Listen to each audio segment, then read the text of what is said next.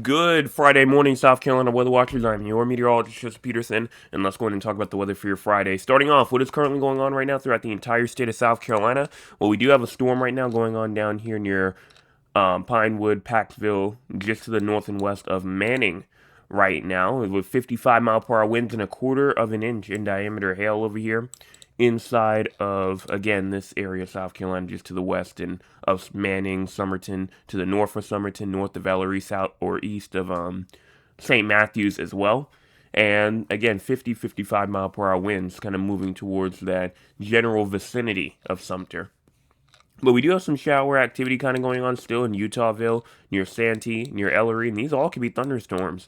We even have some rainfall over here inside of the Greenville, Spartanburg, or the northern parts of the Greenville, Spartanburg, in the northern county areas.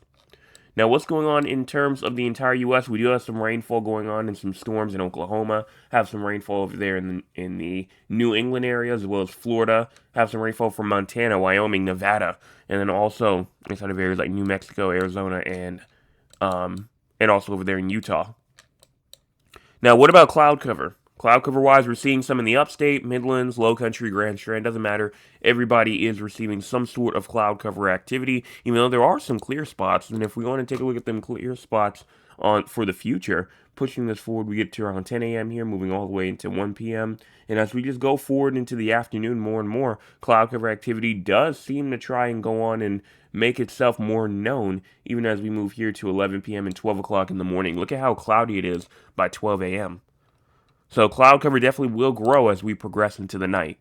Current temperatures right now, we're talking about 80 in Somerville, 82 Charleston, as well as 81 in Beaufort, 82 Hilton Head Island, and 80 in Columbia, Orangeburg, Sumter, Florence, even 83 in Myrtle Beach, 81 Conway, 76 Newburgh, and 75 in Greenville. So we have a lot of those temperatures trying to reach the 80s already, but especially down here from the Midlands, Low Country, Grand Strand, PD, upstate still in the 70s. Now, in terms of our air quality, a good amount of us is inside that moderate category. If you are inside of the yellow, that means that you have a moderate risk of air quality. Not too bad, but not too great either, so make sure that you're paying attention for that. High temperatures for today, we're talking about 90 in Spartanburg, 91 in Greenville, as well as 96 in Columbia, Orangeburg, 96 Moncks Corner, 94 in Charleston, 93 Georgetown, as well as 90 in Myrtle Beach, 92 inside of Hilton Head Island. Now, what about for your heat index values for today? Heat index value is going to be around the same.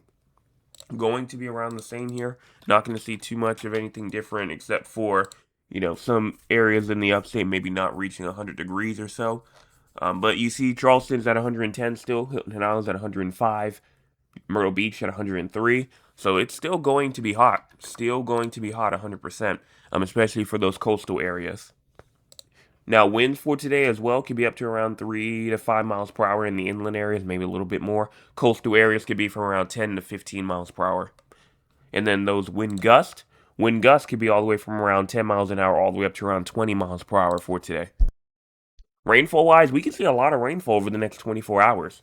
We can see a lot of rainfall from areas of like a hundredth of an inch to a tenth of an inch in areas like Georgetown, Charleston, Hilton Head Island, quarter of an inch to a half an inch in areas like Monk's Corner, Kingstree, inch to an inch and a half possible in Barnwell, Columbia, Camden, maybe even an inch and a half to 2 inches in Cheraw, quarter of an inch to a half an inch in Anderson, Greenville, and then maybe even a half an inch to an inch for Spartanburg, Greenwood, and Aiken. So there's a lot of areas that could see maybe an inch, 2 inches, 3 inches even.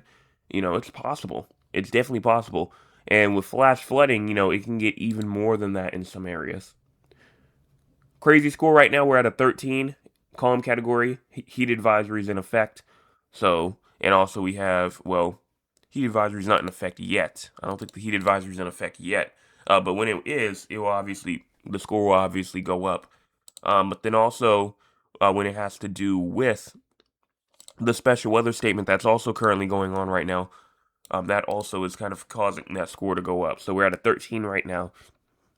SPC outlook, slight risk of severe weather. Yes, from Rock Hill, Columbia, Florence, Aiken, into the areas of the Low Country, into areas of the PD, the Grand Strand. There is a slight risk of severe weather. Why do we have this? Well, because we have a 15% risk of damaging winds in the yellow. Yes, there is a 15% risk of damaging winds in the yellow area. and then a 5% risk of damaging winds in the green. So if you're in the yellow, 15%. If you're in the green, 5%. There also is a risk of hail as well. Here's the hail risk right here. Again, it goes in areas like Spartanburg, Rock Hill, Columbia, Florence, Myrtle Beach, but not quite in all of those areas. So pretty different compared to the main actual risk of severe weather for today. Excessive rainfall wise, we will see a good amount of excessive rainfall. A lot of areas in that yellow area for scattered flash flooding. Gaffney, Rock Hill, Union, Lancaster, Bishopville, Sumter, Manning, Florence, Dillon, Bennettsville, all those areas has a slight risk of excessive rainfall. That's a 15% risk. And if you're in the green, that's like Myrtle Beach, that's like Walterboro, Allendale, Edgefield, going on over into Greenwood, Anderson, Greenville. That's a 5% risk of flash flooding. So you have a risk of isolated flash flooding for today.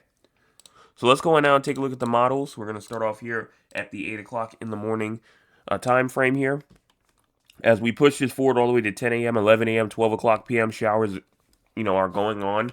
May even see some thunderstorm activity in areas like the Midlands by around 12 p.m. or so.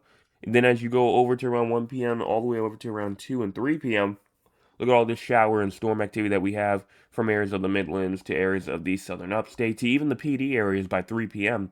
You move this forward to 4 to 5 p.m., and look at all the shower and storm activity that we have. Again, these storms will be capable of producing some flash flooding, to be producing isolated damaging hail, and then maybe even some scattered damaging wind gusts with them by 5 p.m. We move forward to around 6 o'clock p.m., going all the way to 7, 8 o'clock p.m. Showers and storms again going on from areas of the PD to the Midlands to the Low Country, and it just continues on. By 11 p.m. and then here's 12 o'clock in the morning.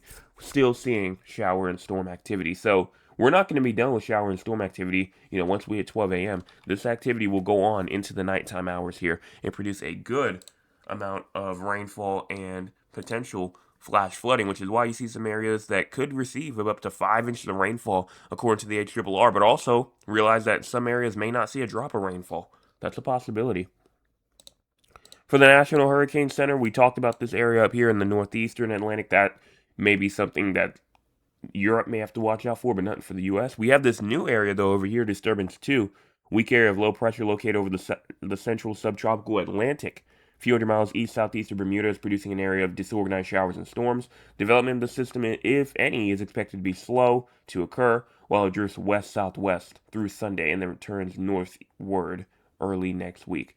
So this may not even do anything, has a 10% risk of development over the next 48 hours, and then 20% over the next 7 days. But that's pretty much all I have to say here in terms of the forecast here for this morning. If you have not hit the like button yet, please go on and do so. Also hit the subscribe button. We are at 826 subscribers, trying to get to that main goal of 900 by the end of September.